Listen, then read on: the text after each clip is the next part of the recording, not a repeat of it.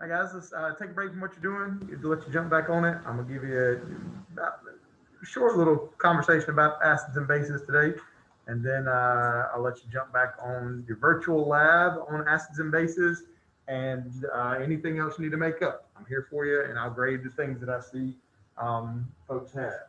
I'm gonna line myself up, and we'll be rocking and rolling. If it's gonna work, it's gonna work. Oh, went up here.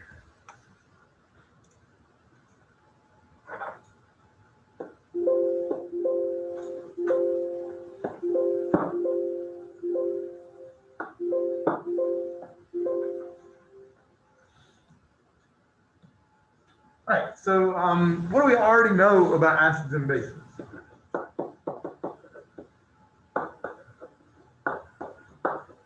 What are some things we already know? No, we haven't talked about them yet. So, Okay. sure.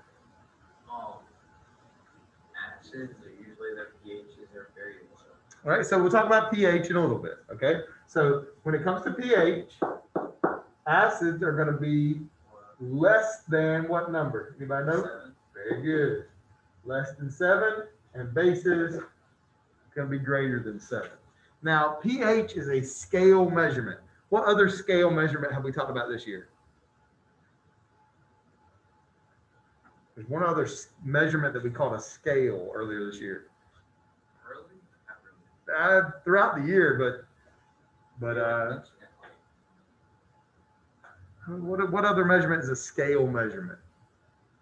Think about the measurements we talked about. Mass. How do we measure mass? Come on, guys, wake up. How do we measure mass? Grams.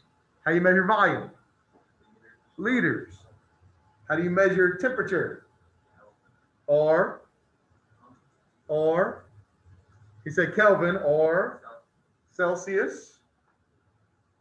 Either of those a scale measurement?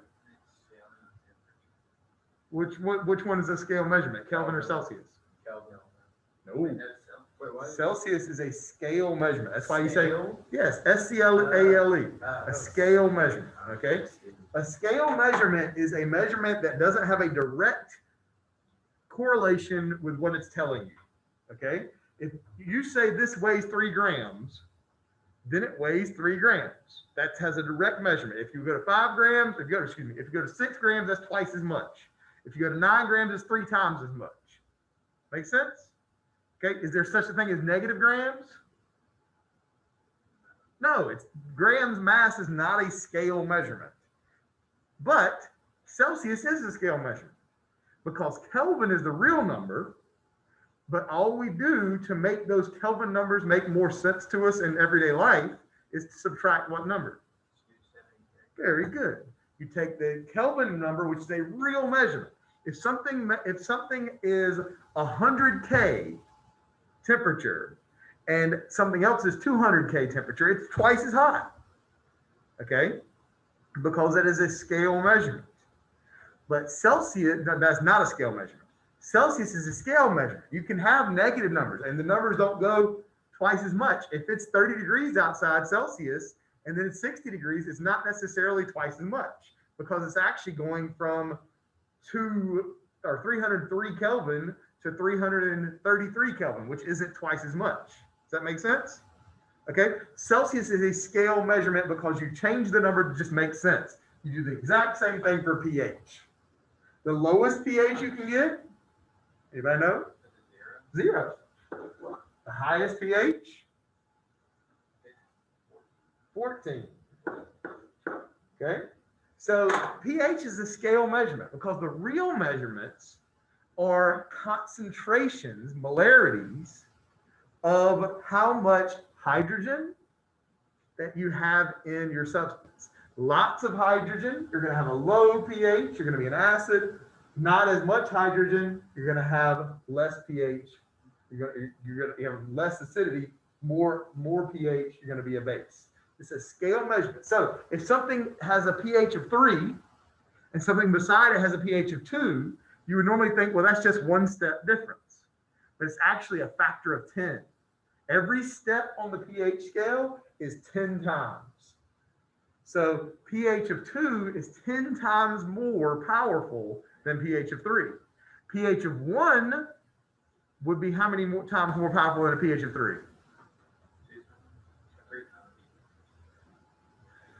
Look at what I mean, okay? If you got something with a pH of 2, it is going to be 10 times more powerful than pH of 3, okay? If something has a pH of 1, how many times is it going to be powerful than something with a pH of 3? Every step is a factor of 10. It's 100 times more powerful. And if you went by 3 steps, it'd be 1,000 times more powerful. Okay? Every step is 10, a factor of 10 as you go. It's like I said, it's a scale measurement. Now, we can take those numbers and make it more meaningful tomorrow. We're going to get some math tomorrow, but I want to go ahead and knock out some pH and understand what pH is. And if you look at that pH, what it's literally meaning is part of hydrogen, okay? Acids have lots of hydrogen, and it's technically hydrogen ion. Bases have not much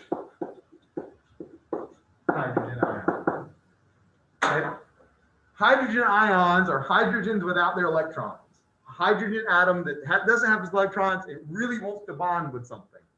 And so if you have a really strong acid with lots of hydrogens, those hydrogens really want to bond with something. What are they going to do when they hit your skin? They're going to bond to your skin, which feels how? Very good. It's corrosive. Acids are very corrosive.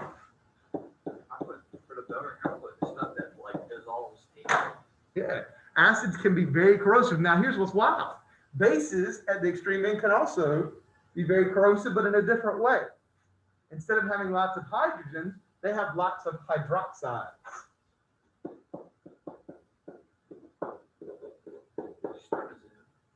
What is that? Yeah. Okay. It's up here instead of up there. I switched it, makes it prettier. Okay. The bases have lots of hydroxide. Those hydroxides are also not happy. They really, really want to get a hydrogen. Where do you think they're going to get a hydrogen from? They're going to rip it straight out of you. Okay. Now, if you want to go somewhere, let's stay in the classroom first. Not the chemical closet. So I'm not talking about chemicals because it's chemistry class. I'm talking about anything else we can find in here. Where would we go if we wanted to find the lowest pH thing in the classroom?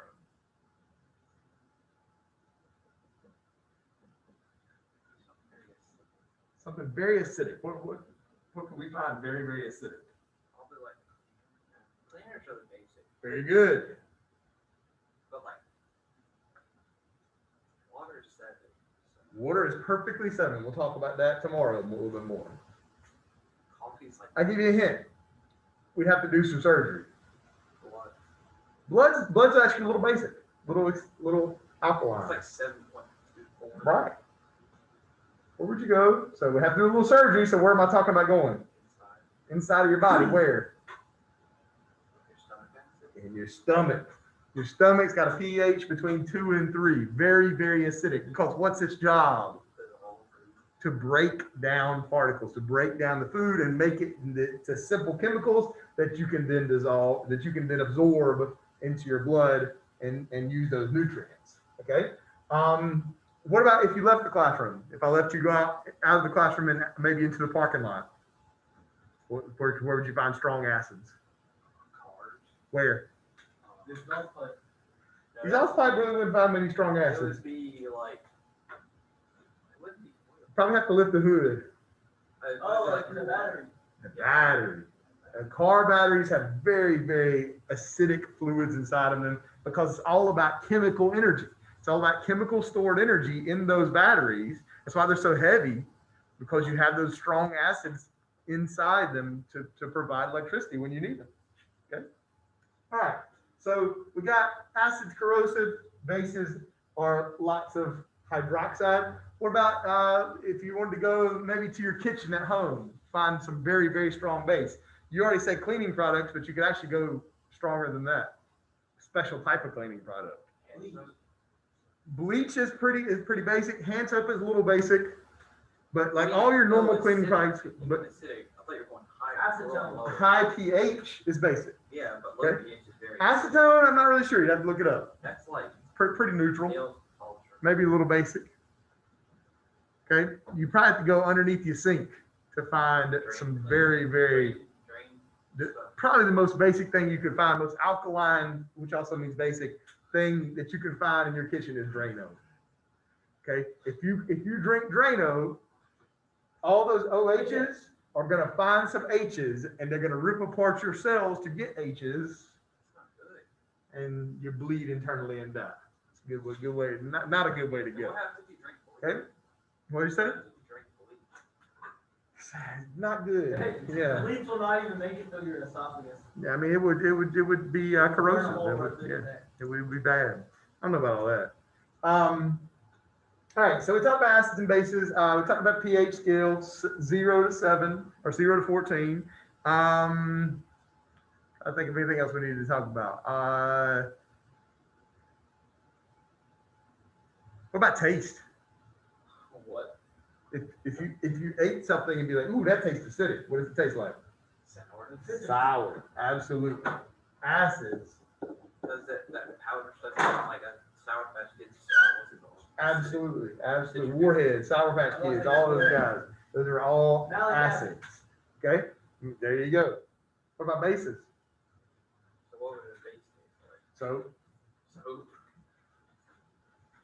and even if you can joke and be like, man, I ain't never taste no soap. Man, you tasted soap. You've been taking a shower before and had some soap get in your mouth.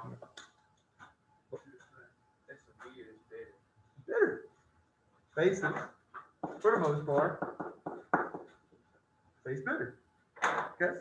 So we got a lab today. That's a PhET lab simulation on your computer. It's pretty cool. You can go and manipulate those things and answer those questions. Like Josh said, if you want to do them on paper, feel free.